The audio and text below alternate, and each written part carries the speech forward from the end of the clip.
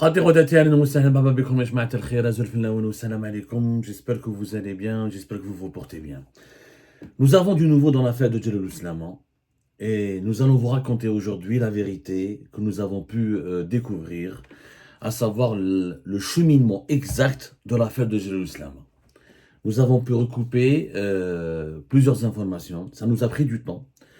Hier, pas mal d'informations ont été propagées sur les réseaux sociaux et des rumeurs annonçaient l'incarcération de Jalal Ousmane et son passage devant le tribunal de Dal-Baïda, le tribunal criminel de Dal-Baïda, qui est l'un des tribunaux les plus durs et les plus sévères en Algérie, et qui est excessivement instrumentalisé par le régime Tebboune pour prononcer des condamnations très très sévères et très dures contre ses opposants et ses détracteurs. Juste pour une anecdote, c'est le tribunal qui m'a condamné à mort en octobre 2022. Donc ça vous laisse, ça présage, ça vous laisse, ça vous donne une image, une photocopie très précise et très réelle de, de, de la profondeur abyssale de la méchanceté et du degré élevé de la manipulation qui se joue au sein de ce tribunal et comment il est instrumentalisé pour briser des détracteurs et des opposants et des personnalités gênantes ou jugées gênantes et détestées par le régime Tebboune. Qu'est-ce qui est vrai, qu'est-ce qui n'est pas vrai? Jalal Ousmane a été incarcéré. Est-ce qu'il a été incarcéré hier? On n'a aucune confirmation. Selon nos investigations, il se retrouvait, il a été incarcéré, il a été jeté en prison il y a de cela plusieurs jours. Jalal Ousmane n'était pas à la brigade de recherche de Bab Jdeid. Il a été arrêté par des agents civils, des renseignements généraux, qui relèvent de la DGSN, qui relèvent de la Direction Générale de la Sûreté Nationale. C'est la police algérienne qui avait été instruite par la présidence algérienne de monter un dossier contre Jalal Ousmane. Jalal Ousmane a fait l'objet de plusieurs enquêtes sécuritaires qui ont été diligentées par plusieurs services de sécurité. Sauf que, après plusieurs jours de garde à vue, Jalal Ousmane a été remis à la police algérienne. Il a été récupéré par la police. Dans quelles circonstances? On l'ignore encore. On l'ignore encore. Il a fait l'objet, je le répète, de plusieurs enquêtes sécuritaires. C'est-à-dire, il y a eu plusieurs rapports sécuritaires qui ont été, il y a plusieurs services de sécurité qui ont été mobilisés pour enquêter sur lui. Parce qu'il a été soupçonné, dès le départ, d'intelligence avec l'ennemi. Pourquoi? Parce qu'il a critiqué le projet de Raj Bilet. Et pour Abdelmajid Tebboune, quand on critique un projet que lui présente comme sacro-saint, comme un projet pilier de la stabilité de l'avenir du pays, du point de vue d'Abdelmajid Tebboune, quand on est un détracteur d'Abdelmajid Tebboune, ou on est un traître, Khabarji pour reprendre la terminologie d'Abdelmajid Tebboune, ou on est un agent d'une puissance étrangère, ou on est un agent infiltré d'une cellule dormante, la leader d'une cellule dormante au service d'une puissance hostile à l'Algérie. Tebboune ne comprend pas, il ne conçoit pas la contradiction, il est allergique à la contradiction, et il ne comprend pas comment dirais-je, il ne comprend pas comment on peut s'opposer à lui et pourquoi on peut s'opposer à lui, il ne comprend pas comment on peut le contredire. Pour Tebboune, il est élu, c'est un messie, la vérité de son côté. Dieu lui a donné la mission de mener le projet de Raj Bilet, de diriger l'Algérie jusqu'au bout. Les personnes qui s'opposent à lui, qui le critiquent, qui le contredisent, sont forcément des ennemis téléguidés par des puissances étrangères. La présidence algérienne, le directeur de cabinet du président de la République, du palais présidentiel d'Al-Mouradia, le directeur du cabinet Abdelmajid Tebboune, c'est lui qui a pris contact, qui a pris attache avec la DGSN, la police nationale, et qui leur a demandé de jeter, de fabriquer un dossier, de mener une enquête jusqu'au bout et de mener une enquête et de rédiger ou de préparer une enquête accablante à 100% contre Jalal Ousmane pour permettre son emprisonnement. Et c'est Boualem, il a dit ceci. Il a dit ceci d'après nos investigations. Il a parlé avec la direction générale de la DGSN en disant ceci. Jetez-le en prison, c'est le chef qui vous le demande. Jetez-le en prison, c'est le chef qui vous le demande. Ça veut dire quoi? Ça veut dire que la police algérienne a été instruite officiellement de préparer un dossier à charge, un dossier qui viole la présomption d'innocence et un dossier qui permet de préparer le terrain à l'emprisonnement de Jalal Ousmane et qui permet au juge de le placer sous mandat de dépôt sans souffrir d'aucun vice de forme. Jalal Ousmane a été donc l'essentiel de sa garde à vue, il a passé au niveau de ce qu'on appelle la caserne de Saoula ou le centre de lutte contre le crime organisé de Saoula, qui est en réalité l'organe central de lutte contre le crime organisé de Saoula. C'est un organe dont nous avons, c'est une institution dont nous avons déjà parlé à plusieurs reprises sur Algérie Part. Et là, ça a été inauguré en octobre 2021 à l'époque du sinistre et terrible patron de la police algérienne Farid Zinedine Benchir, l'organe central de lutte contre le crime organisé à Saoula, en Algérie. Marouf, il est connu, il a concurrencé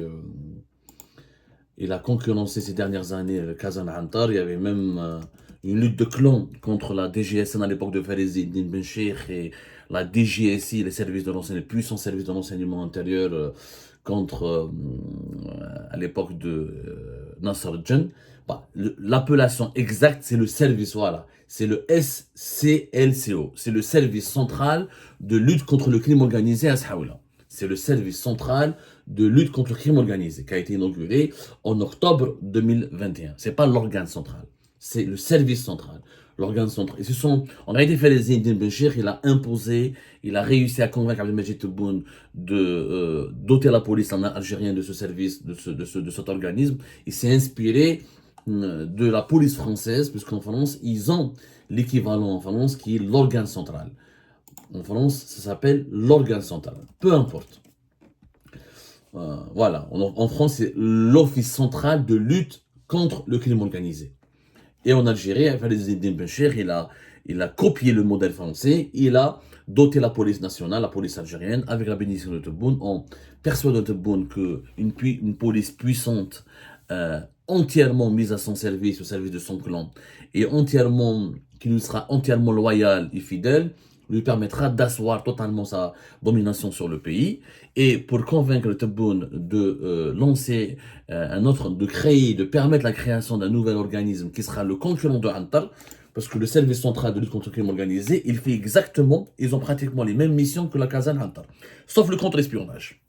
Tout ce qui est crime organisé.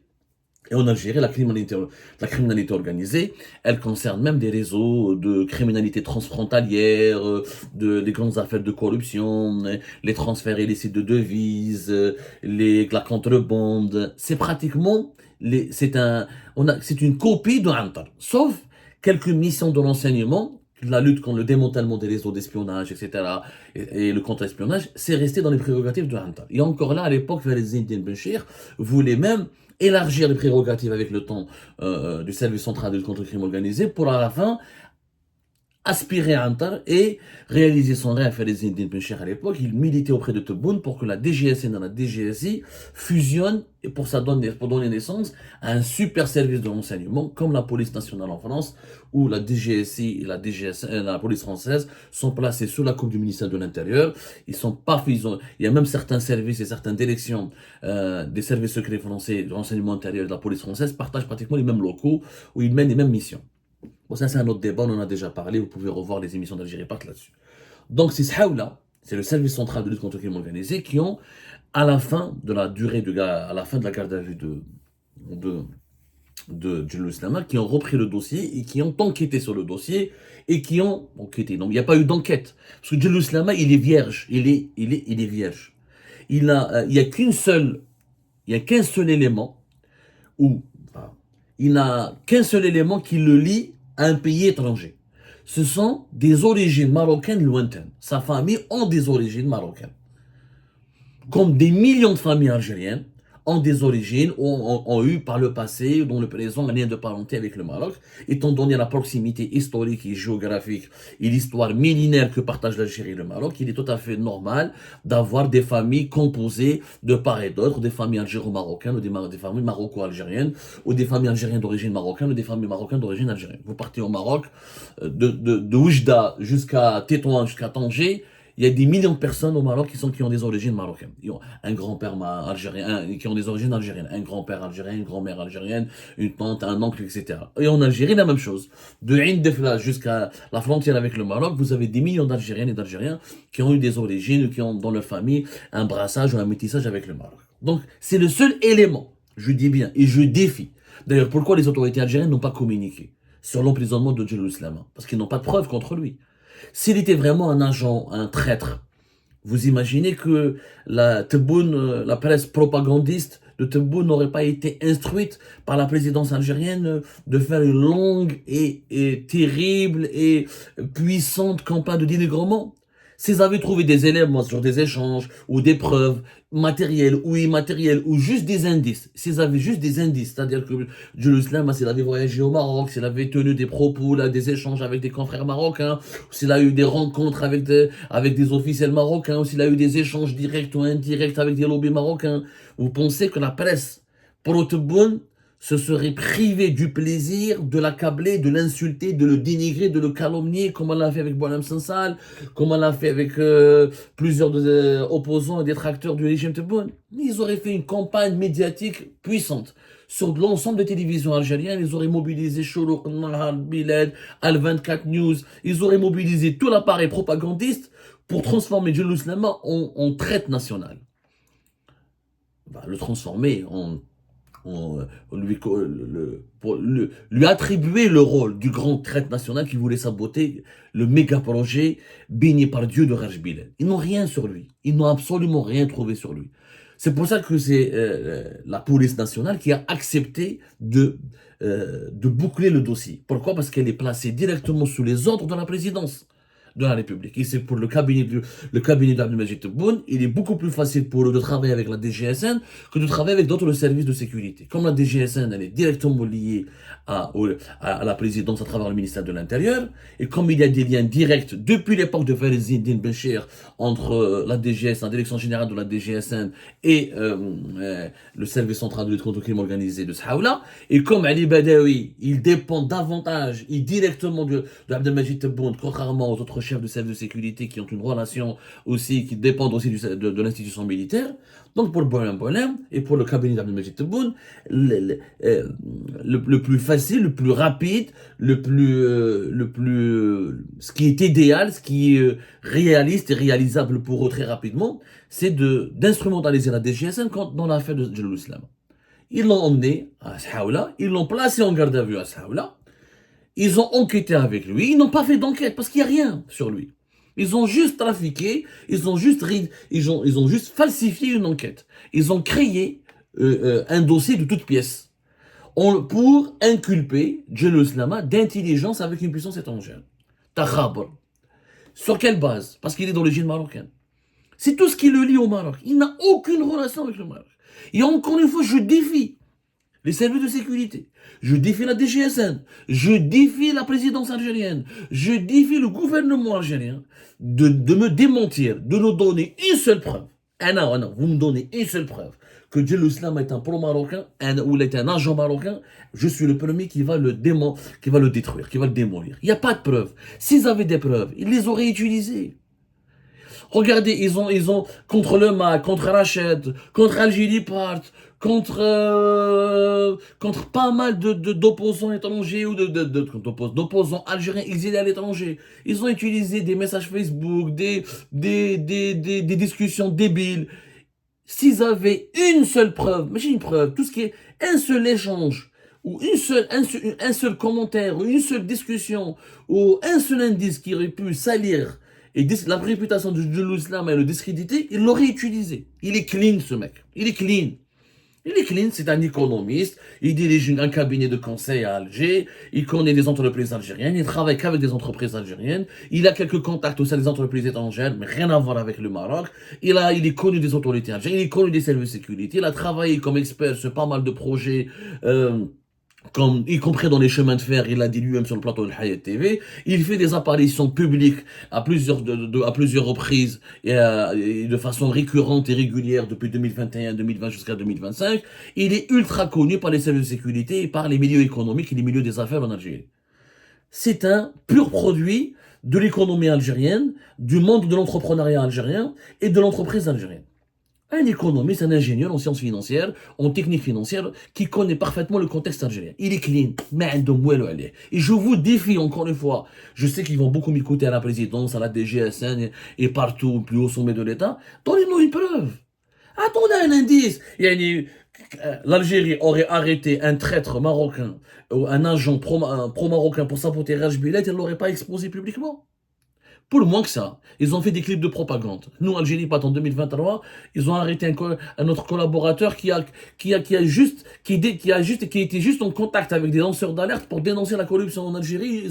Ils l'ont transformé en un agent subversif, membre d'un réseau téléguidé depuis l'étranger pour saboter l'économie nationale. C'est-à-dire, s'ils avaient trouvé des éléments encore une fois, vérifiables et plausibles contre Djellou Slama, il les aurait utilisés, il les aurait médiatisés.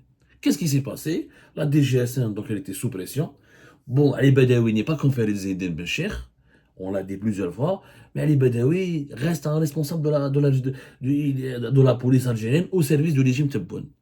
C'est pas un salopard comme fait Zedine Benchir, mais disons que dans cette affaire, ce n'est pas non plus un leader vertueux, patriote, qui aurait pu démissionner, qui aurait pu leur dire moi je gère pas ce dossier. Et d'ailleurs, bon, franchement, ils n'ont même pas passé par lui.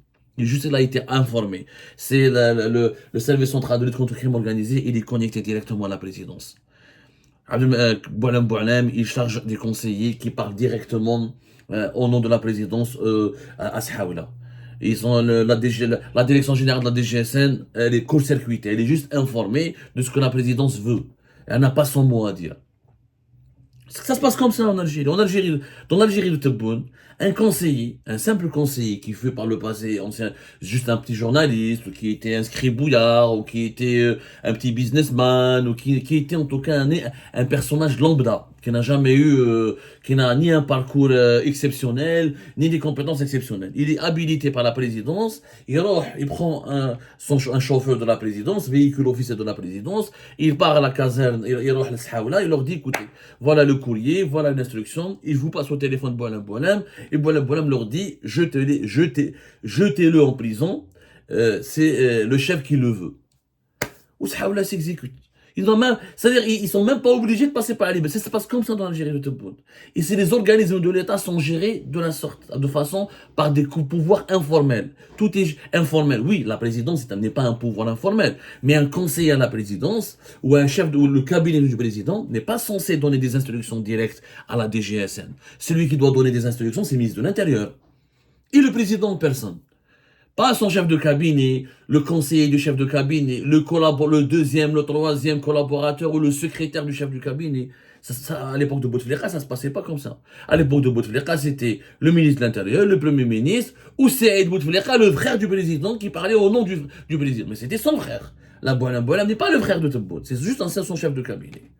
Et ça, voilà comment ça se passe. Comment les institutions sont clochardisées, elles sont soumises à l'arbitraire et à des agendas purement égocentriques, individualistes et pour des intérêts personnels, pour des règlements de compte et pour assouvir des désirs de vengeance. Tebboune voulait se venger contre Djellou Slama.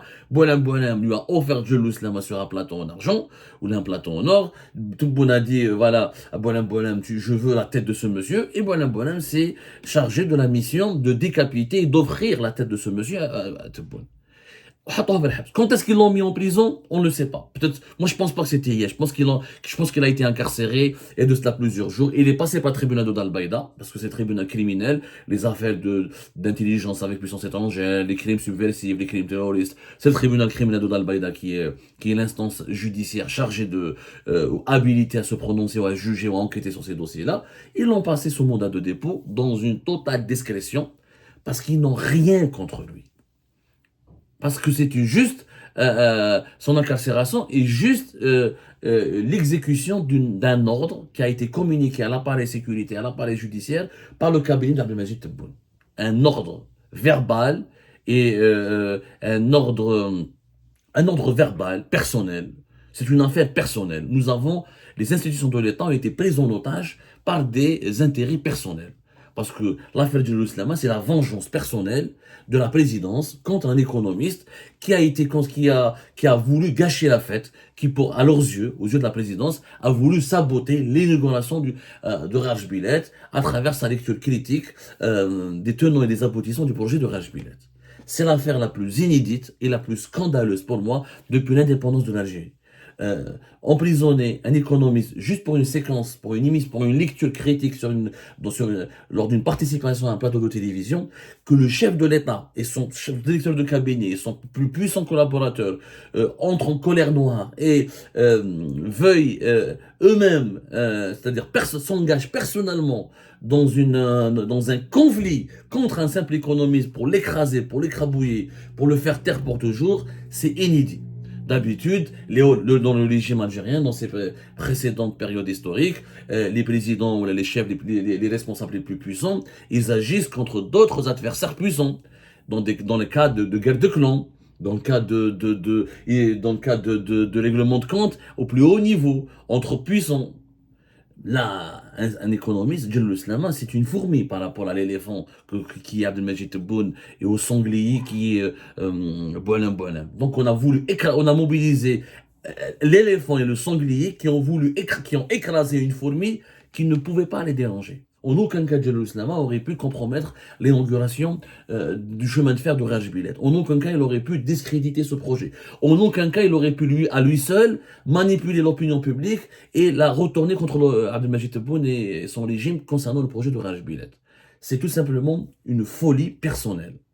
C'est une vengeance, c'est une folle vengeance purement personnelle.